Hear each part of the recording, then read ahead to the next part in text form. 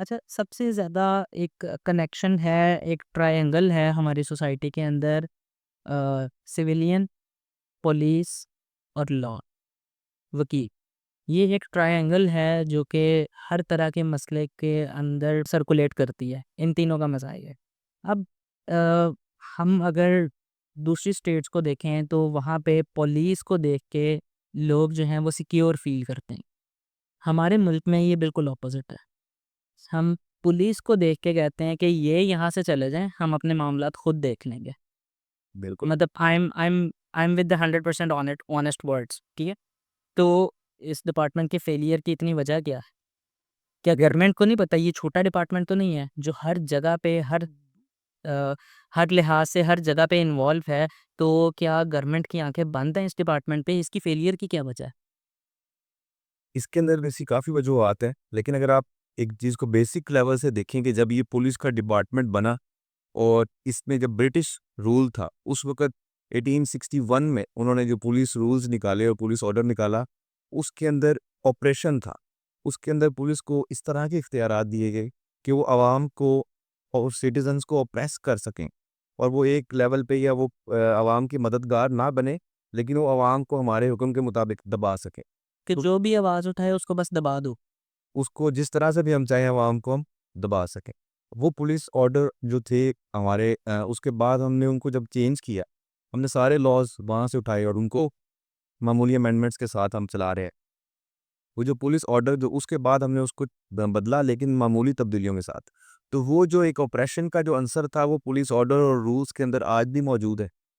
और उसके बाद अगर दूसरी वजूहात की तरफ अगर देखा जाए तो उसके अंदर ये चीज़ें आ जाती हैं कि एक आम आदमी जो है वो पुलिस के पास अपने इंसाफ की फराहमी के लिए जाता है कि मुझे इंसाफ मिल सके।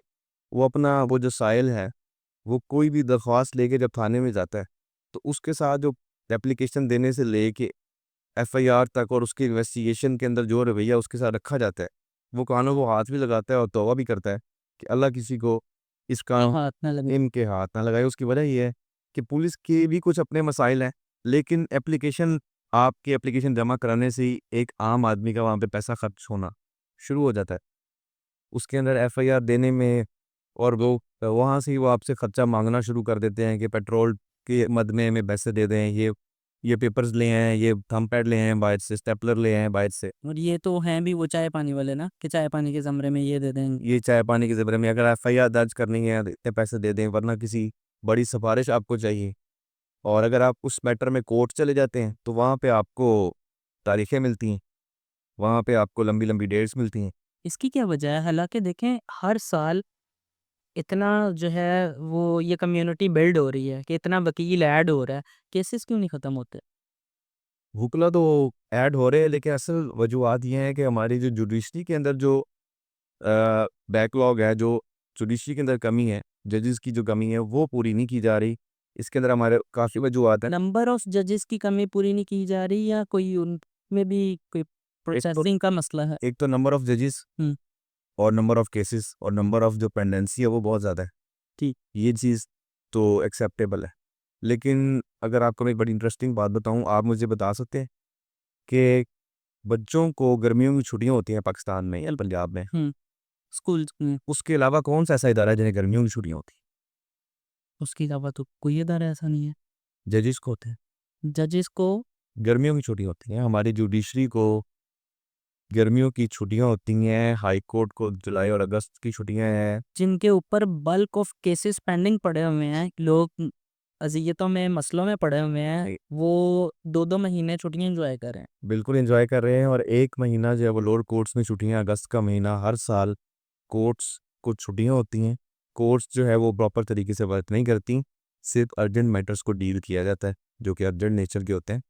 वरना बाकी जितने भी सारे केसेज़ हैं, वो सारे स्टॉप कर दिए जाते हैं और उसको 1 महीने देखो, बाद लॉ जो है, लॉ मेकिंग, मतलब you are the part of that family.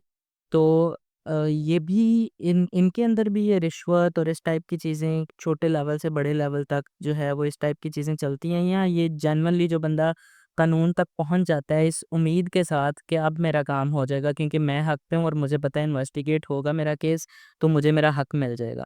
तो वहाँ पे लीगली ऑफिशियली ऑथेंटिकली उसका काम हो जाता है, या वहाँ पे भी ये सारे स्टेप्स उसको फॉलो करने हैं, अपनी जेब हल्की करनी पड़ती है? जेब हल्की करने वाली जो बात है वो तो हमारे साबिक वज़ीर आज़म 3 बार वज़ीर आज़म रह चुके थे और उन्होंने अपना एक स्टेटमेंट दिया कि मुझे आज भी याद है, मैंने सुना। उन्होंने कहा कि इंसाफ इतना महँगा है, अगर मुझे पता होता तो मैं इसके ऊपर कोई काम करता। मतलब वो 3 बार वज़ीर आज़म रह चुके हैं लेकिन उन्हें इंसाफ के बारे में नहीं पता क्योंकि उनकी प्रायोरिटी नहीं थी। लेकिन जब उनके ऊपर मुश्किल आई और उन्होंने अदालतों के दरवाज़े खटखटाए तो उनको पता चला, इंसाफ हासिल करना कितना मुश्किल है और कितना महँगा काम है। और इसके अंदर बाकी देखा जाए तो हर निजी से लेके ऊपर तक किसी भी प्रोफ़ेशन में, किसी भी डिपार्टमेंट में आप देख लें, तो हर अच्छे लोग भी मिलते हैं, बुरे लोग भी मिलते हैं, रिश्वत लेने वाले भी मिलते हैं।